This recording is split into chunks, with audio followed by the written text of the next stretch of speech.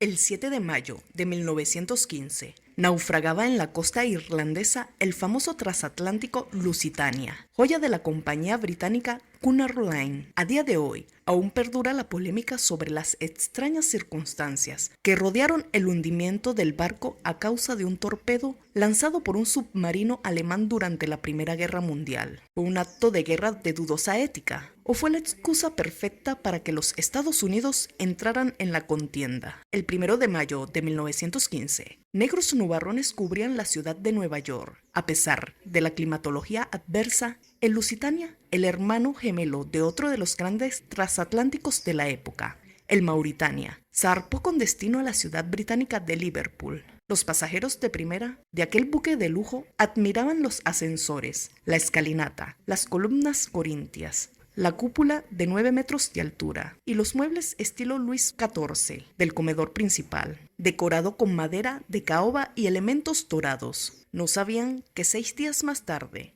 el 7 de mayo de 1915, un torpedo alemán pondría fin a sus vidas. En 1915, los submarinos alemanes desplegados en el Atlántico intentaban poner coto al tráfico comercial en dirección a Gran Bretaña. En su afán por combatirlos, el por aquel entonces primer lord del almirantazgo, Winston Churchill, ordenó camuflar buques de guerra como si fueran barcos mercantes, lo que provocó que los submarinos alemanes, tras torpedearlos, abandonaran a la tripulación a su suerte una vez alcanzando su objetivo. Unos días antes de que el Lusitania se hiciera a la mar, la embajada alemana había publicado en varios periódicos norteamericanos el siguiente anuncio. Se recuerda a los viajeros que tengan la intención de cruzar el Atlántico que existe el estado de guerra entre Alemania y sus aliados y Gran Bretaña y sus aliados, que la zona de guerra incluye las aguas adyacentes a las islas británicas. Según advertencias formales del gobierno imperial alemán, los barcos que llevan la bandera de Gran Bretaña o de cualquiera de sus aliados son susceptibles de ser destruidos en estas aguas y que los pasajeros que viajen a la zona de guerra en barcos de Gran Bretaña o de sus aliados lo hacen por su cuenta y riesgo. William Turner, capitán del Lusitania, tras ser informado por el almirantazgo, había redoblado la vigilancia, pero cuando llegó a las costas de Irlanda no encontró ningún buque de la Royal Navy para escoltarlos como era costumbre hasta el puerto. A pesar de ello, tomó la decisión de proseguir la ruta para llegar a Liverpool cuanto antes. Pero justo en aquel momento la niebla le jugó una mala pasada y tuvo que aflojar la velocidad hasta los 15 nudos. Eran las 14 horas del 7 de mayo de 1915. El submarino U-20 de la Marina Alemana, al mando del capitán Walter C., regresaba a su base tras haber consumido casi todo el combustible. Tan solo le quedaba un torpedo en los tubos de lanzamiento tras haber hundido ya 3 buques. Observando la superficie a través del periscopio, el marinero Walter Schweiger divisó un enorme barco que navegaba por estribor. En el cuaderno de bitácora se anotó lo siguiente: un 4 chimeneas y 2 mástiles. Parece ser un buque de pasajeros de grandes dimensiones.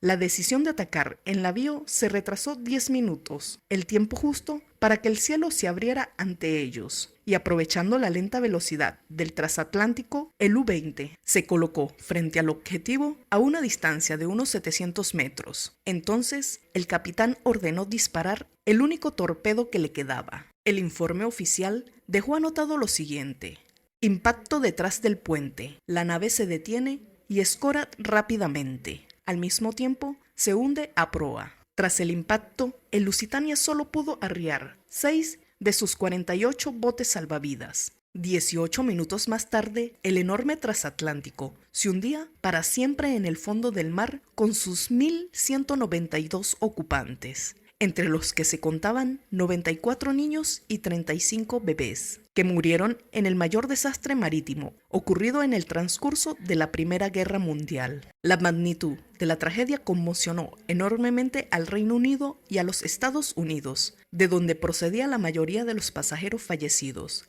Aquella fue la primera ocasión en la que se habló de crimen de guerra, pero el paso del tiempo sugiere un cambio de paradigma. El Mar del Norte, donde se produjo el hundimiento, había sido declarado zona de guerra por los propios británicos, que eran partidarios de mandar al fondo del mar cualquier embarcación con pabellón alemán aunque ésta solo transportara alimentos. Esta estrategia se apoyaba en el poderío naval británico, que imponía su superioridad en los mares. Sin embargo, el almirantazgo no tuvo en cuenta la irrupción de los submarinos U-Boat, a los que Londres despreciaba por considerarlos un arma huidiza, tramposa y asquerosamente no inglesa. Sin embargo, estas armas huidizas resultaron ser terriblemente efectivas y letales. Por su parte, Alemania se defendió de las acusaciones argumentando que el Lusitania era realmente un barco militar, aunque iba camuflado como un barco de pasajeros. Su misión era la de romper el bloque de las Islas Británicas y por ello en sus bodegas viajaban 4 millones de proyectiles fabricados en Estados Unidos, repartidos en 5.400 cajas, además de cobre y latón para uso militar. El paso de los años ha demostrado que era cierto, según se pudo comprobar por los manifiestos de carga reales, que fueron sustituidos por otros que solo informaban el embarque de comida y pasaje. Entre las provisiones que se subieron al barco en Nueva York